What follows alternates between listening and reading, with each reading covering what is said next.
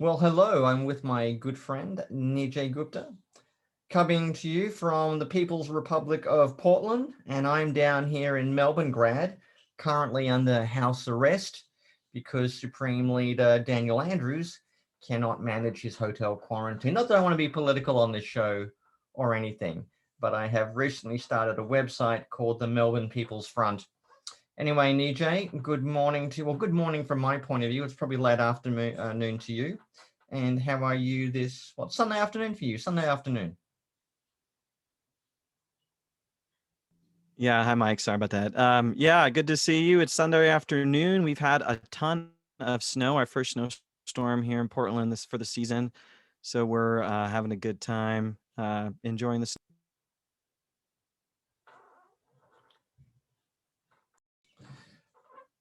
Okay, Nij. Well, now that we're back together and we're hanging out, why don't we talk about a passage that's near and dear to both of our hearts, which is Romans 16, verses 1 to 7.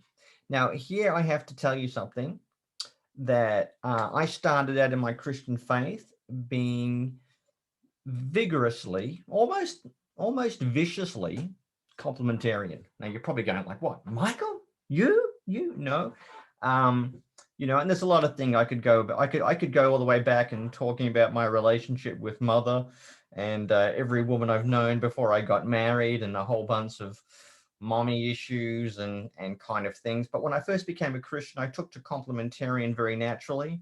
It didn't help that when I was in the army, um, there is a type of a misogynistic sort of climate in the army. It's a mixture of women are kind of like both damsels in distress, but objects for exploitation, and sort of when you're about 17 and you're hanging around that context. But anyway, when I became a Christian, I took to complementarianism very naturally, and believe passionately that the pastor ship should be steered by a male pilot, if you like.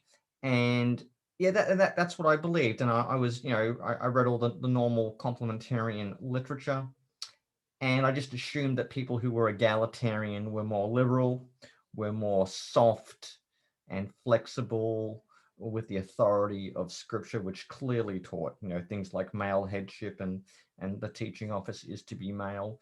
But there were certain things for me which began to undermine that. And one of them was reading Romans 16, because if Paul wanted to prohibit women from a teaching ministry or a speaking ministry, Romans 16 really kind of vexed me. And I once attended a lecture at Moreland College by Ben Witherington, and he gave a great exposition of Romans 16, and that really did set me on the path to thinking, really, well, I've got a bit of a problem. Now, I know it's a bit the same for you, Nijay. I mean, Romans 16, sort of, as part of your own journey, thinking about how our sisters in Christ perform in ministry, what they can do and what they can't do, and how everything pertains. You want to talk about that?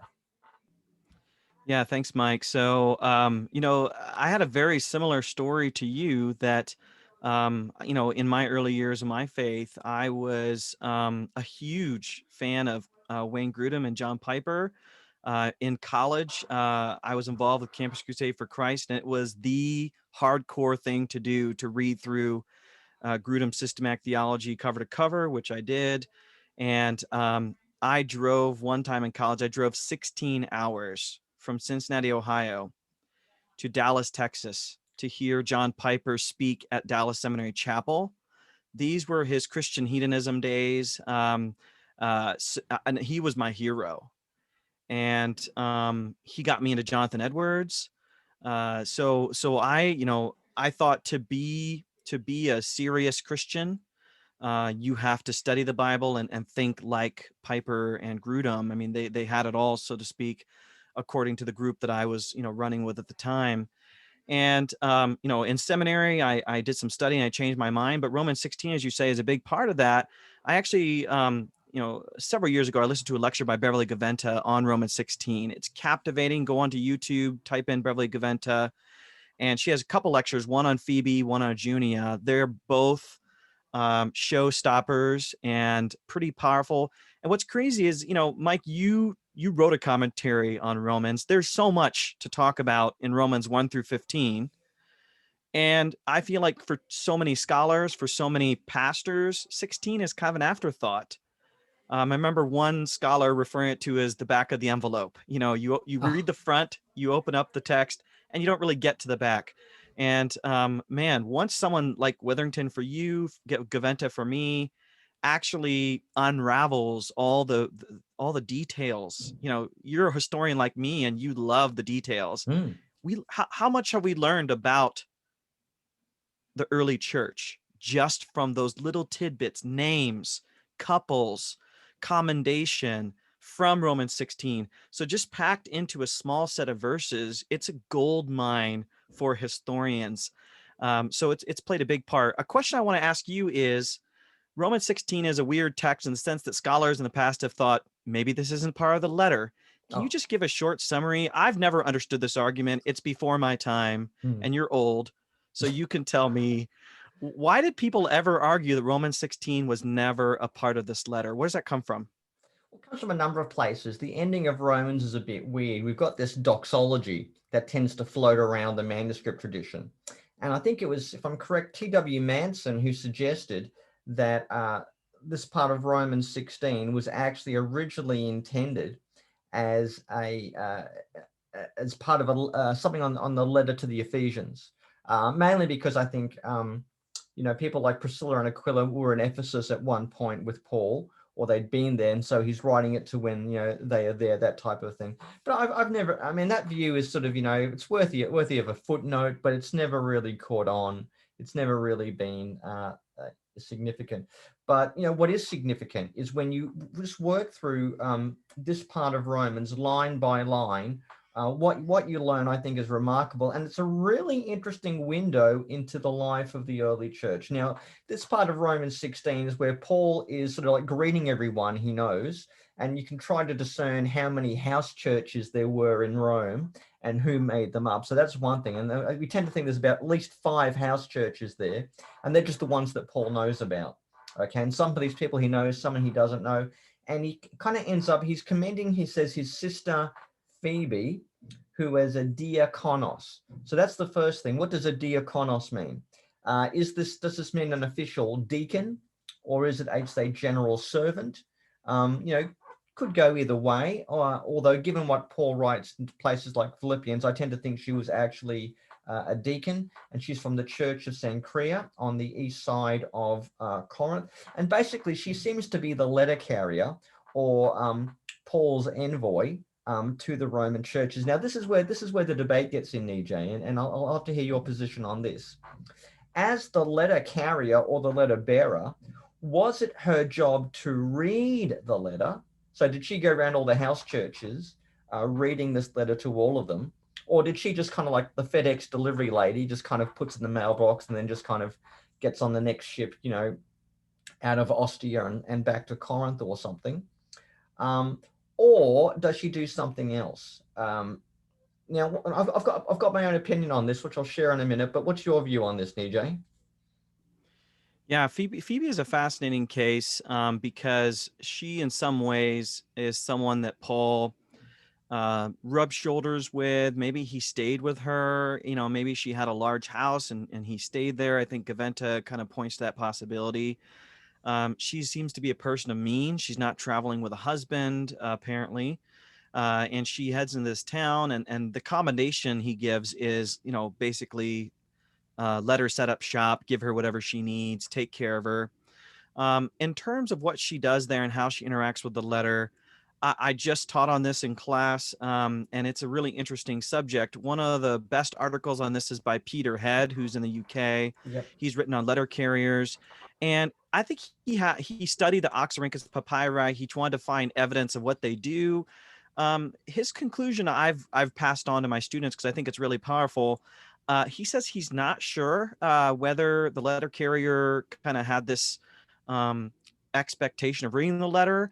Some of the articles I've read had said that sometimes a wealthy person would have their own letter readers, like a slave or someone who's trained in that. It's possible that she did, but this is more important. these letter carriers acted as proxies. I think even Peter uses the word proxy, which means that he extends in some piece his authority to her. And then the part that really got me was she's going to go back to Corinth, Cenchrea. She's going to, at some point, so she's going to bring back what their response was. That's a big responsibility. So there's going to be kind of, discussion, dialogue. Paul wants this letter to have an impact, and the letter carrier is going to play a role in that impact. So in terms of lector, I'm not sure. In terms of interpretation, probably, because who are you going to ask if not the letter carrier, right? Yeah. So I'm going to pass it back to you, but did she read the letter? What are your thoughts? Yeah, I'm of the exact same view. I don't think she necessarily read the letter. We don't know whether Phoebe was even literate or not. We don't know that. But her main job was not to be the delivery girl or delivery lady or to be the reader. Her job was to make sure that the contents of the letter were put into effect. She was there to advocate Paul's case in Rome, saying Paul is coming. He wants to help you as much as he can, but he also wants some help from you as he goes on to Spain. Okay. So she was there kind of, dare I say, I use the word of leading Paul's charm offensive. So she was there to kind of charm them and to bring them around. And if they had any, we've heard rumors about Paul, she can say, no, rumors, they're totally false, or anything like that. And, or she could, if they said to what's this righteousness of God, or who's the wretched man, about halfway through the letter that Paul's talking about. I'd love to hear Phoebe explain that one. And the amazing factor is the first person then to explain or exposit Romans was probably a woman. Now, this was the thing that really changed my view. If Paul was dead set against women having a sort of a kind of teaching ministry or instructing men, why would he send Phoebe to be his delegate to the Roman churches with this important letter for an important phase of his ministry? If Paul was dead set against, I do not permit a woman to teach a man ever, not even piano lessons or anything kind of like that, why would he send a woman to do it? So for me, that was the big thing. And, he calls her a deacon. I think he also calls her a benefactor. I mean, some translations say helper, but I think she's a benefactor. As you alluded to, she's a person of means and that type of a thing. But anyway, let's move off. Let's move off Phoebe. Let's go to Priscilla and Aquila, or sometimes known as Prisca, whom Paul calls his co-workers in Christ Jesus. They risk their very necks, Paul says, for him. What do we know about Priscilla and Aquila? Yeah, they are really fascinating because whether we're talking about the book of Acts or whether we're talking about Romans, they're talked about together. They are a duo. And scholars have pointed out how strange it is not only to be talking about them together, but sometimes she's named first. Yeah, And we don't that's the know question. exactly what that's all about. I just been in communication with Margaret Mitchell and with a few other scholars about this. And St. John Chrysostom he actually talks about the name ordering, which I'm fascinated by, because scholars have made all kinds of arguments about name ordering. And I've always wondered in the back of my mind, are we making this up? Is this a real thing? And the fact that this strikes Chrysostom, he says, notice in Romans how it's Priscilla and Aquila, not Aquila and Priscilla. So Chrysostom, a relatively early Christian who is a native Greek speaker, it actually stands out to him. And what does he say? I don't know if you know this, but he says she's more pious than him, which I think has been taken to mean she has more involvement in ministry and he has more involvement on the business side. I don't know, but one way or another, it's strange to mention her. And it's also strange. The name ordering is strange. Sometimes it's flip-flopped, but we know they're fellow Jews. We know they're in the same trade. But here's something really interesting. They've lived in 3 different places. So there's major mobility. And for us moderns, that's not that big of a deal. I don't know if you know this, or you probably know this, Mike, but I almost took a job in Australia at the beginning of my career. I was deciding between that and something else. Wow. And I could have lived there, You missed out, and bro. this idea of mobility. The universal health care, the Vegemite, I didn't want to the spend kangaroo $6,000 or the kang. $10,000 every time I want to go to SBL for my family to come back to visit and whatnot. But Yeah. the mobility piece is amazing, Mm. that they lived in these different cities and what it takes to do that. And then the idea they risk their necks, that's also pretty amazing, because they either they put themselves in danger, or they use their social network to get Paul out of hot water. One way or another, Paul seems to have the same relationship with Priscilla as he does Aquila. Is that the same conclusion you'd come to? Yeah, I mean, they get mentioned a bit in Acts 18. There's an interesting point where it says, and they, the third person plural, they instructed Apollos. So yeah, I don't know. I mean, I don't want to make too much of this. I do wonder whether this is kind of like, this is Beth Moore and her husband type of it. Maybe it may be something as much as that. Basically, he works to keep her in ministry so she can, minister to all the churches. Maybe it's something like that. Maybe it's just Paul randomly wrote down Priscilla and Aquila. Maybe she was more socially prominent, from a more wealthy, or as Chrysostom says, she's just simply more well known in the various churches. Could be a number of things, but anyway, they're obviously the ministry power couple of the Pauline network. Then that brings us next to who's we're down. Yes, Andronicus and Junia. Okay, now Junia, which is the female name, and then there's Junius, which I believe is a male name. Now, we know what the problem here, don't we? It comes down to where you put the accents in Greek, and there were no accents in the original manuscript. So, Nijay, someone off the cuff, what is the issue here? So the issue is whether it's a man's name, Junias, in English, or whether it's a woman's name, Junia. Now, if you look at older translations, like the RSV, I think, the King James, and some other things, you're going to see Junias with an S, and that's meant to signal a male name. But if you go back to those earliest manuscripts that we have, the best manuscripts, it seems to indicate that this is a woman. And then you have the testimony of the early church. The early church, by and large, there are a couple small exceptions, but by and large, the early church, Chrysostom included, and some others, they testified that it's amazing. This is a couple, and she's pretty important. But I think scholars like Eldon Epp, Bernadette van Bruten before him, had pointed out that there seems to be, in the medieval period, this kind of Anxiety. scribal and academic Mm. undermining of the textual tradition, where it's being moved into the category of male because they just couldn't believe that a woman could be called apostle. And that's a whole separate issue. But then from then until, the 20th century, it was kind of assumed to be a man, and many translations reflected that. And I think Bruton, Epp, and other scholars, got in the fray, looked at the textual tradition and said, no, there's really no evidence for this being a man. You would have to argue that Junias is a shortened form of the name Junianus, Yep. and we don't actually have testimony of a male named Junianus. And so Yep. it's actually built on a guess, and it's built on a guess with no real evidence. Yeah, and there's more evidence for Junia as a female name than there is for the male version, which I think that and what the medieval scribes do kind of makes it a bit of a slam dunk. This was definitely a woman, and together with our husband Andronicus, they've been in prison with Paul. But here's the debate: are they well known to the apostles or outstanding among the apostles? Now, this is one of those technical Greek debates that I'm reticent to get into, certainly at this early time of the morning.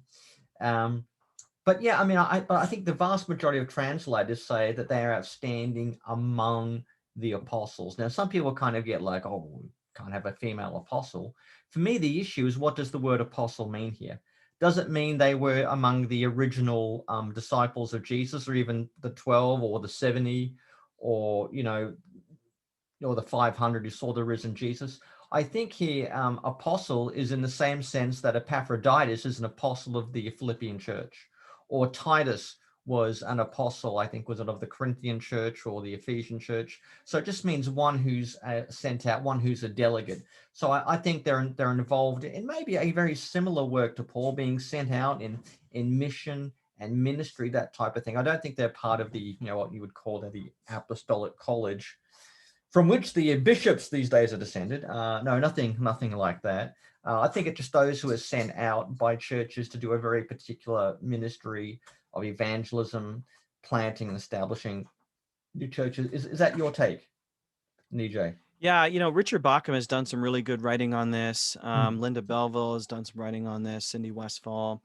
And one thing they've said, along with what you're saying, is the apostles are not really mentioned by Paul as kind of a celebrity group. He'll talk about the pillars, but he doesn't really talk about the apostles as if they're some kind of top of the pyramid group. So it makes more sense to talk about kind of a wider group of kind of missionaries that are sent to do ministry, rather than, oh, the capital A apostles noticed you. He doesn't talk like that in any of his letters about the apostles. And it almost seems anti-Pauline to do that, as if there's a magisterium. He kind of rankles at the idea of the pillars being something special. He says that in Galatians. So that doesn't seem like Paul would do that. And then, he wants to commend them. So he's going to say something pretty big. It's a much bigger thing to say they're noteworthy as apostoloi, rather than, oh, you got on their, good list. So I think that's right. Let's go back to a bigger question about Romans, which I want to ask you. Paul's greetings at the end of his letters, often he doesn't name anybody. I don't think people realize that, but I went through in his letters and I checked. It's not normal for him to name people. He'll say, the people with me greet the people with you, in kind of a generic way. Yeah.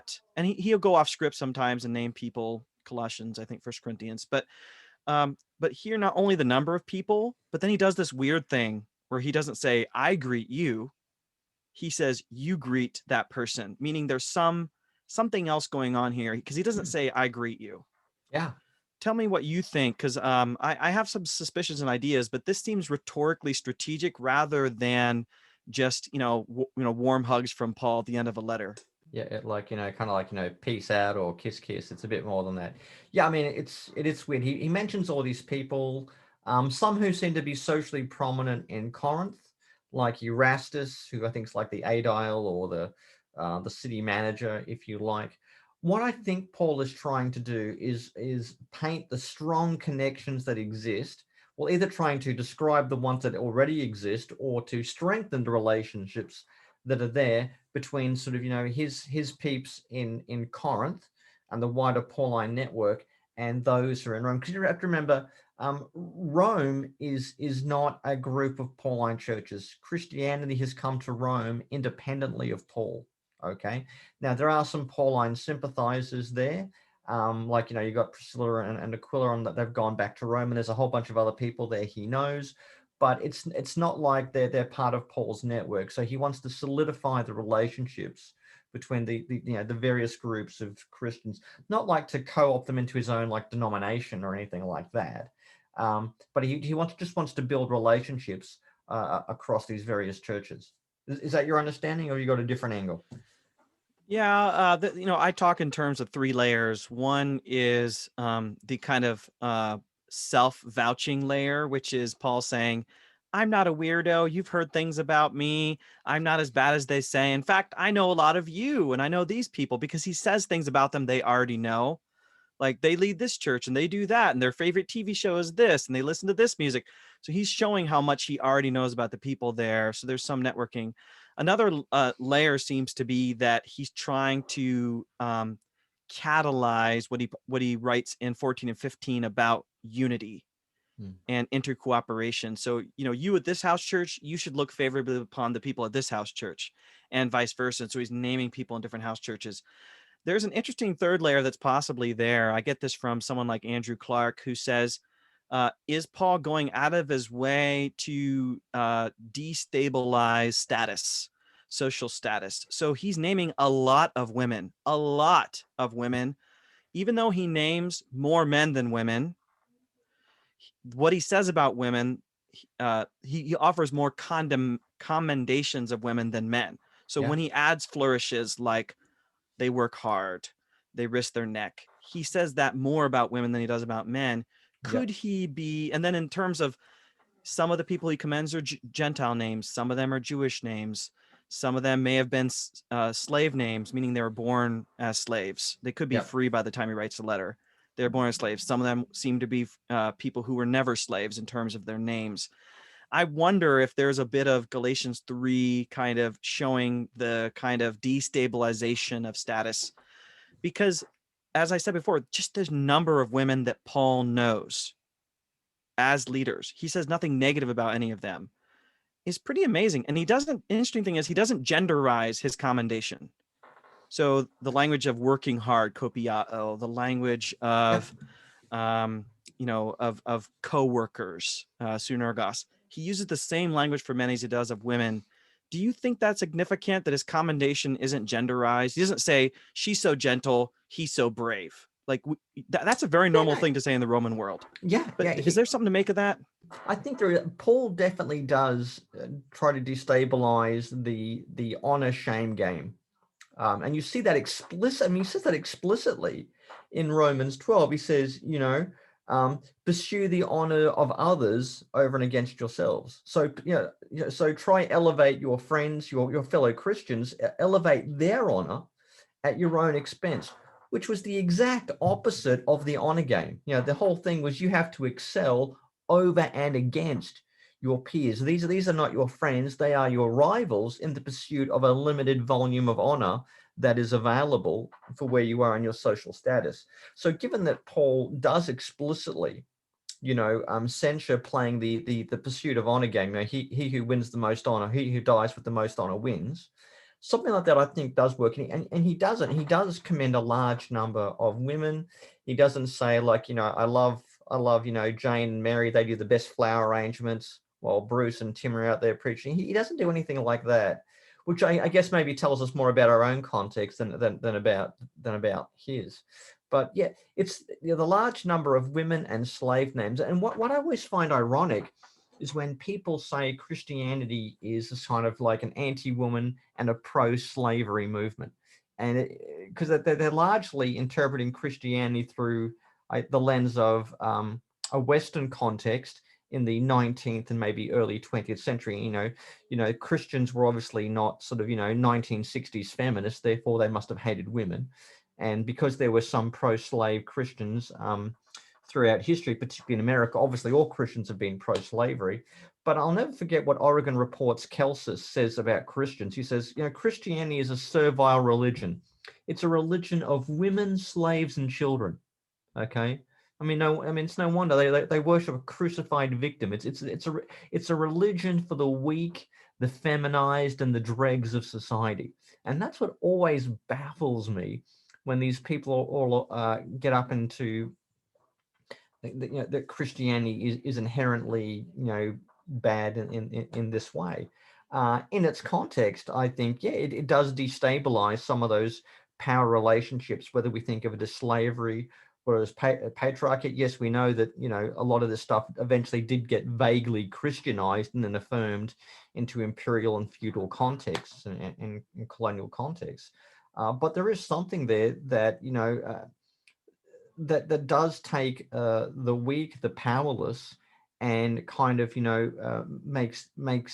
gives them a voice and gives them agency and power that was maybe not radical or subversive, those words get overused, but was trying to create new types of norms that would be prevalent in Christian networks but graded against the outside norms. Well, yeah, that made me think of a story. You have to correct me because you know this material better than I do. Is it Pliny who says he talked to two women that were leaders of the early church that were slaves? Do Yes, you remember that?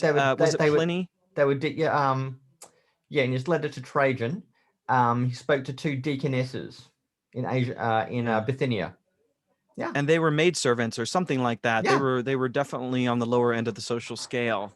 And I'm curious how that would have struck him that, and this is rumors about the early Christians as they kind of prey on the least of society as a kind of a knock against them.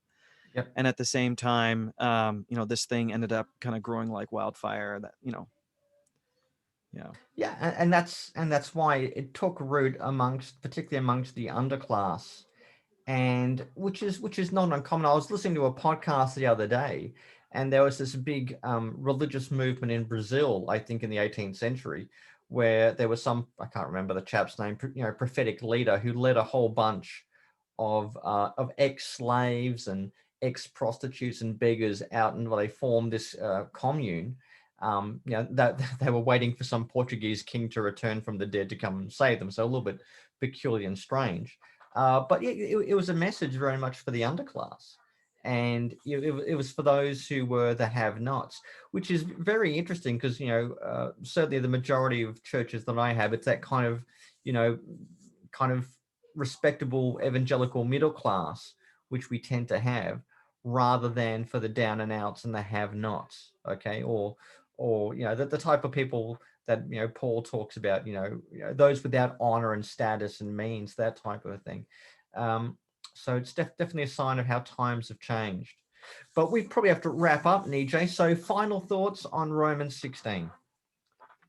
Yeah, when I teach this with my students, one of the things I say after talking about it for a while is, how does he know all these women enough that he's giving very specific commendation of them? And number two, uh, how is he able to make such very specific comments about what they do, their leadership work, that kind of thing? Because I think the impression we get from the ancient world, the assumptions we have, is that men and women were separate. They were in separate rooms and they were not, intermixing. I remember Tom Schreiner is kind of famous for saying, Paul would not let a woman sit in an elder meeting. I mean, he said that in many different forms. And so, I bring up to my students, how does he know these women who are doing ministry? How does he know them personally enough to give this commendation? Many of them apparently are single. So how does he know these women? Clearly, he's rubbing shoulders with them. He talks about the Yodi and Syntyche, contending side by side, from Philippians, same language here in Romans 16. We have to get rid of this notion that men and women were in completely separate spheres, and that there was this kind of impression of gender roles that was placed on what women could do in ministry. Romans 16 seems to bust that bubble. So that's what I would say. What about you? Oh, completely busted my sort of former complementarian viewpoint. If women are among the apostles, if they are the lead person Paul is sending out to be his delegate to put Romans into effect, to proclaim, to see Paul's gospel take root in Rome, that sinks for me the complementarian battleship. You certainly cannot maintain what I would call the sort of modern view of complementarianism in light of a passage of Romans 16. Yeah, we can have a discussion about 1 Timothy 2 some other day, but for me, this is what changed my mind on it. And for me, that's reflected in a little booklet, or more like a tract I wrote with a catchy title, Bourgeois Babes, Bossy Wives, and Bobby Haircuts. There's a story behind the title. That's all you have to know. And that's kind of where I was still sort of figuring out my views at that point. But yeah, for me, this is an important text that, and I always assign it for an assignment for my Romans class. I always assign it and say, what do we learn about women in the Pauline churches when we read Romans 16? And for so many students from a variety of backgrounds, it's always a big aha. It really is a big moment of learning, discovery, and particularly when they think about, well, what's the implication that means for us today? And that's, I guess that's some of the more joyous times I have in teaching, is getting to this part of Romans. Very neglected, very neglected. Most people get to Romans 12:1 or 12:2 and then just kind of switch off. And this is just the rolling credits. This is just the rolling credits. A few ethical admonitions: obey the state, be nice to each other, and a few greetings. Just the rolling credits. No, this is some of the best stuff in Romans, and people in churches, seminarians, students of the Bible need to pay attention to it. Yeah. Well, Nijay, how about next time we discuss Romans 9 to 11? That'll be fun. You can bring your Wesleyan doctrines, and I will bring my coldly calculated Calvinism along. And there, I say, we shall clash swords.